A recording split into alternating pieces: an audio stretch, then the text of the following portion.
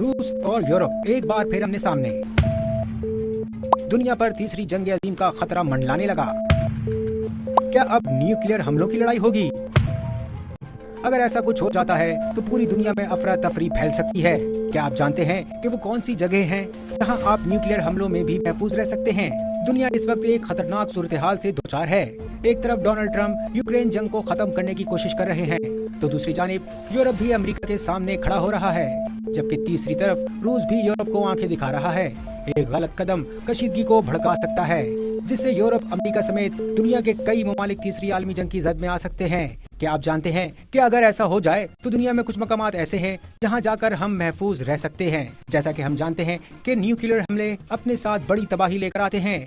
अगर तीसरी जंग अजीम में न्यूक्लियर हमले हो जाते हैं तो दुनिया के कौन से मकामात हैं जहां आप महफूज रह सकते हैं?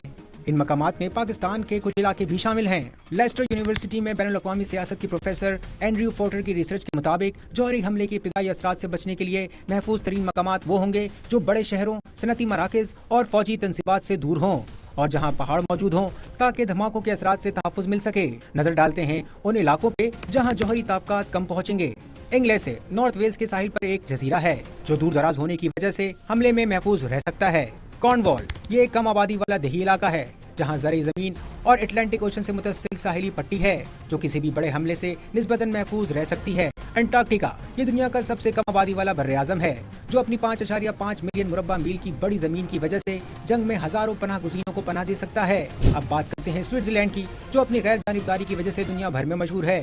इसकी वसी पहाड़ी इलाके और जौहरी हमलों से बचाव के लिए बनाए गए पनाहगाहें जंग के असरात से बचाव में मददगार साबित हो सकती है। अब रुख करते हैं जनूबी अमेरिका के ममालिक चिली, यूरुग्वे और अर्जेंटाइन का, जो जौहरी जंग की सूरत में बेहतर मकामात साबित हो सकते हैं। और क्या आप जानते हैं कि पाकिस्तान के पास भी कुछ ऐसे इलाके मौजूद हैं जहां जौहरी जंगों के दौरान आप महफूज रह सकते हैं? सबसे पहले जिक्र करते हैं शुमाली इलाका जात का, जो कि ऊंचे पहाड़ों से घिरा हुआ है और ये इलाके शहरों से काफी फासले पर हैं। यहाँ पहाड़ों की वजह से ताबकारी के असरात कम हो सकते हैं। जंगी हिकमत अमली के तहत भी ये इलाके कम अहम समझे जाते हैं, इसलिए निशाना बनने का इम्कान भी बहुत कम है। इसके अलावा बलूचिस्तान के वीरान और पहाड़ी इलाके आबादी से दूर होने की वजह से निस्बतन महफूज हैं।